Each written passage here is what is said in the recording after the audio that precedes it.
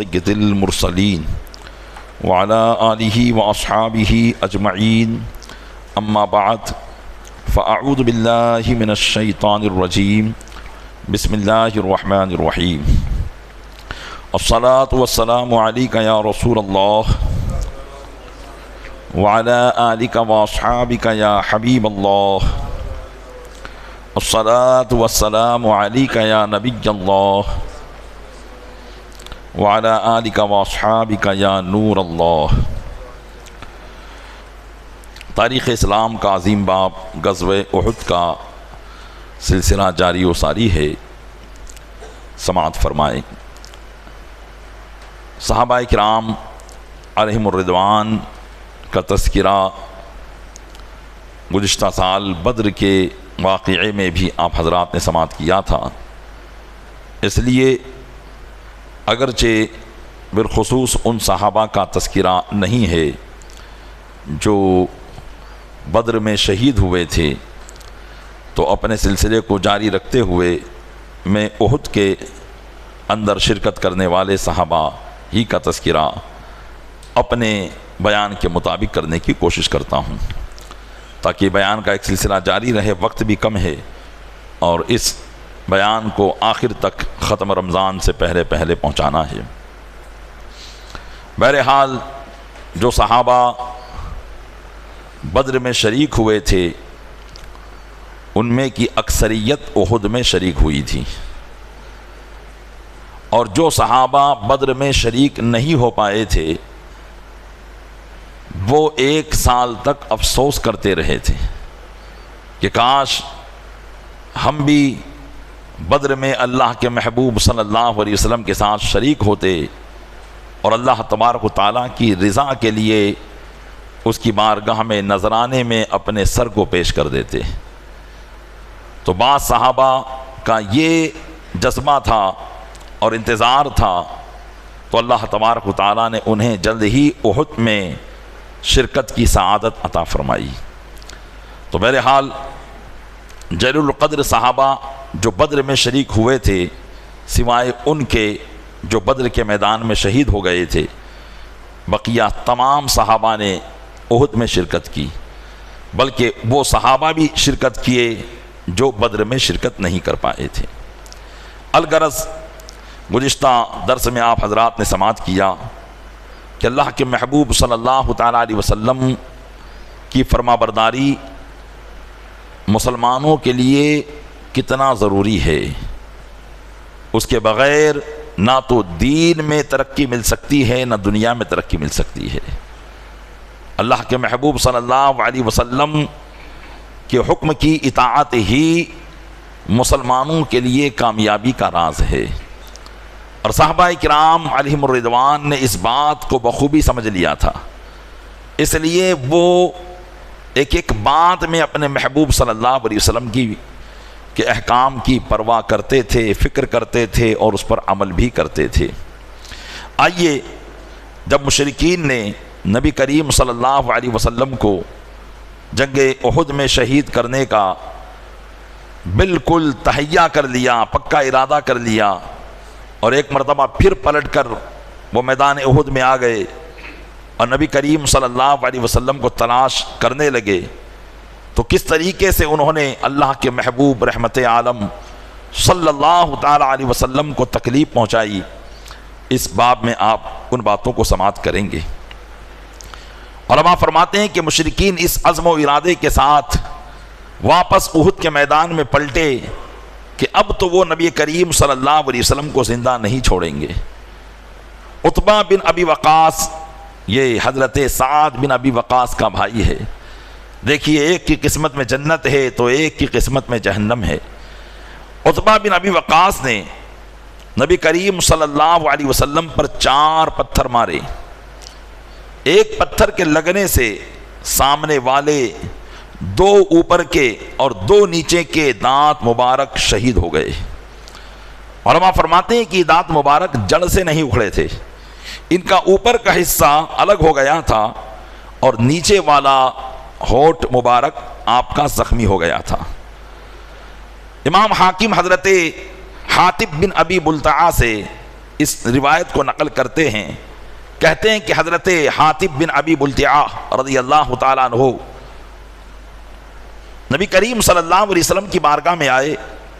تو انہوں نے دیکھا کہ آقا صلی اللہ علیہ وسلم کے دندان مبارک سے خون رس رہا ہے۔ عرض کیا یا رسول اللہ علیہ الصلوۃ والسلام، آپ کے ساتھ یہ حرکت کس نے کی؟ نبی کریم صلی اللہ علیہ وسلم نے ارشاد فرمایا کہ عتبہ بن ابی وقاص نے۔ پوچھا وہ کدھر گیا؟ ارشاد فرمایا کہ ابھی ابھی وہ اس طرف گیا ہے۔ حضرت حاتب بن ابی بلتعہ نے جب اپنے آقا علیہ الصلوۃ والسلام کا یہ حال دیکھا، ان سے رہا نہیں گیا اور فوراً عتبہ بن ابی وقاص کے پیچھے دوڑے اور جلد ہی اس کو پا لیا، اور جیسے ہی وہ ملا ایک ہی تلوار میں اس کا کام تمام کر دیا،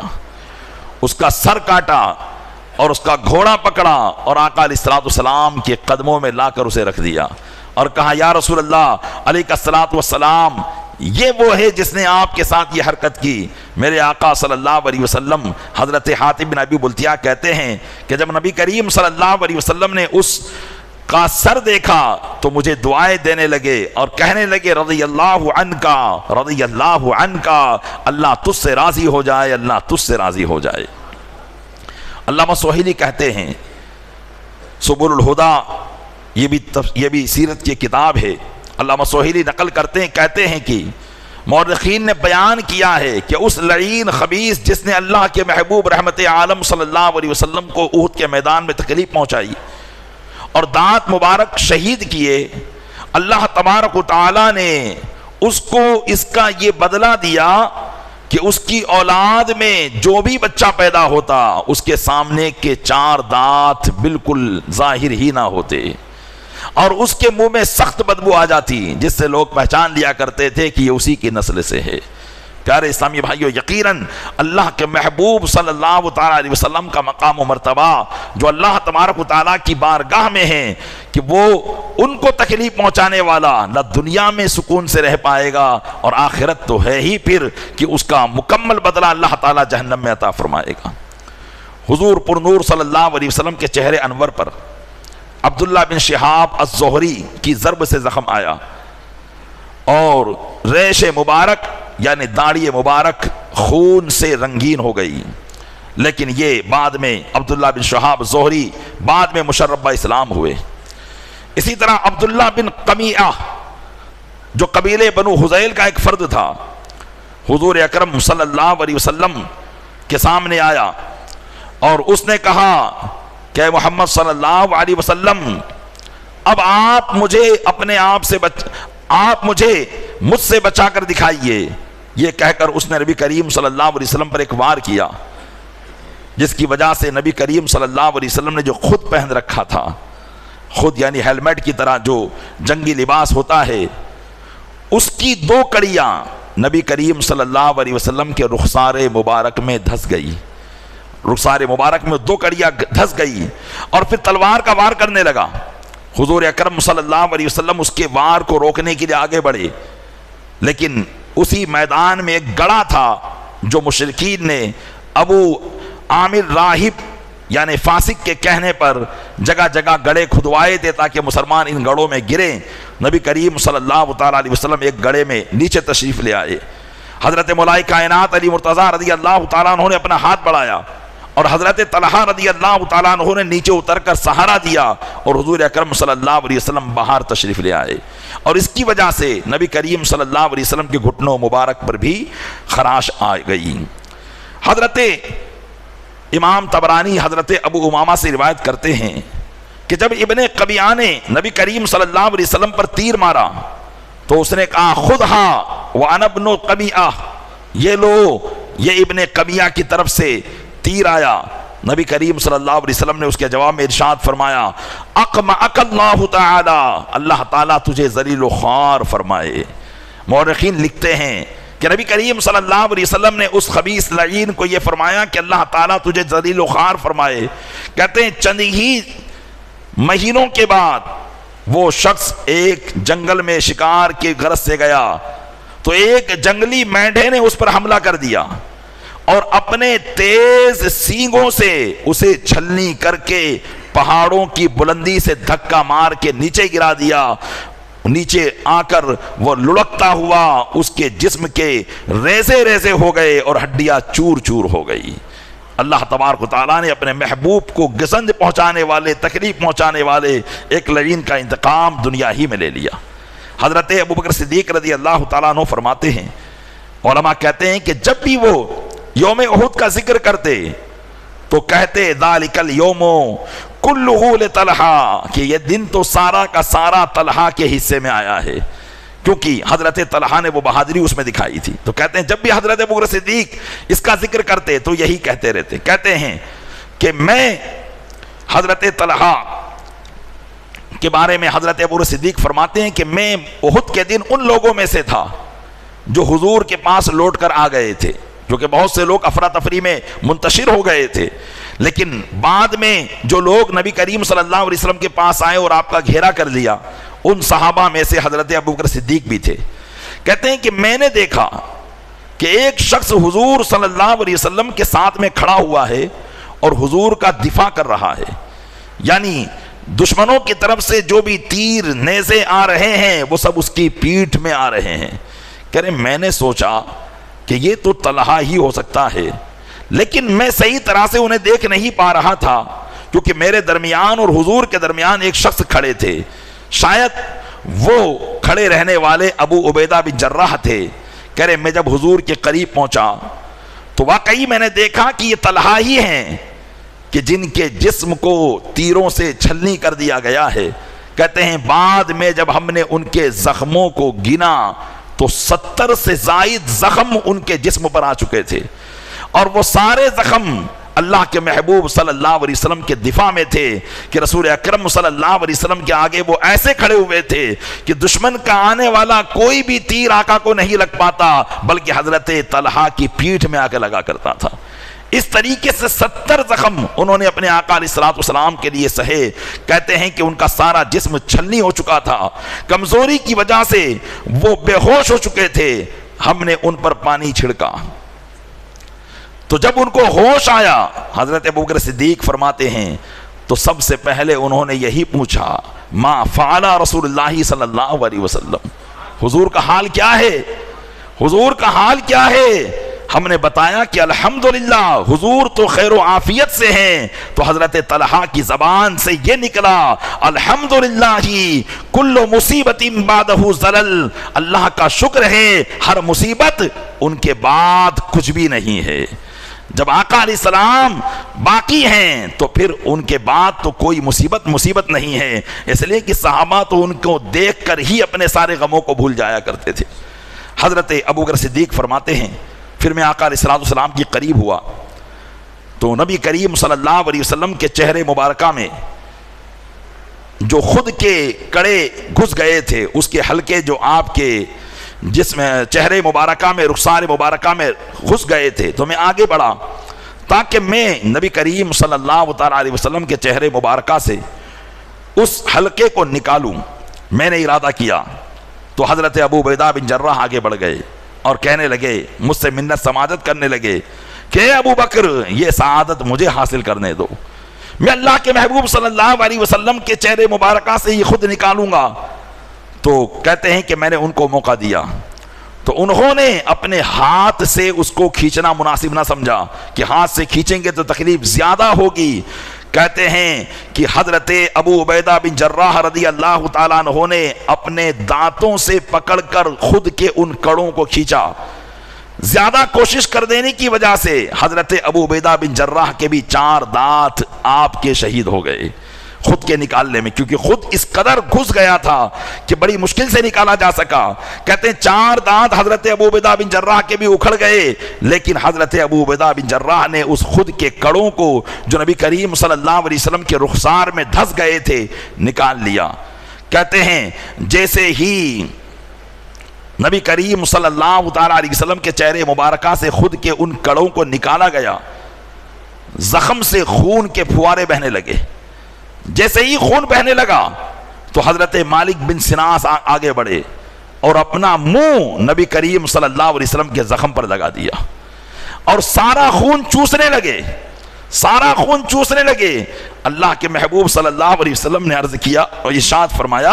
پوچھا یہ کیا کر رہے ہو؟ عرض کی یا رسول اللہ آپ کا دم مبارک چوس رہا ہوں۔ تو ارشاد فرمایا من مسا دمی دمہ لم تصبہ النار، کہ جس کے پیٹ میں میرا خون شامل ہو جائے اس کو آگ نہیں جلا سکتی ہے۔ یہ حضرت مالک بن سنان قربان جائیں پیارے اسلامی بھائیوں صحابہ کرام کی جانثاری کے، کہ جو اپنے محبوب کے خون کو زمین پر بھی گرنا پسند نہیں کرتے ہیں کہ زمین پر نبی کریم صلی اللہ علیہ وسلم کا خون آ جائے۔ چنانچہ انہوں نے پورا خون چوسا۔ الغرض ہر صحابی کی اس دن ایک الگ کیفیت تھی، ایک الگ بہادری تھی اور ایک الگ کمال تھا۔ حضرت ابو دجانہ رضی اللہ تعالیٰ عنہ کے تعلق سے آپ سن ہی چکے ہیں، جنہوں نے اللہ کے رسول صلی اللہ علیہ وسلم کی تلوار کو لیا تھا اور کہا تھا کہ یا رسول اللہ میں اس کا حق ادا کروں گا، اور حضرت زبیر بن عوام نے روایت فرمایا کہ واقعی میں نے دیکھا کہ ابو دجانہ نے اس تلوار کا حق ادا کر دیا۔ تو کہتے ہیں کہ حضرت ابو دجانہ رضی اللہ تعالیٰ عنہ مختلف مقامات پر جنگ کرتے رہے، داد شجاعت دیتے رہے، لیکن جب نبی کریم صلی اللہ علیہ وسلم کو دشمنوں نے گھیر لیا اور آپ پر حملہ ایک بار کر دیا تو حضرت ابو دجانہ رضی اللہ تعالیٰ عنہ آئے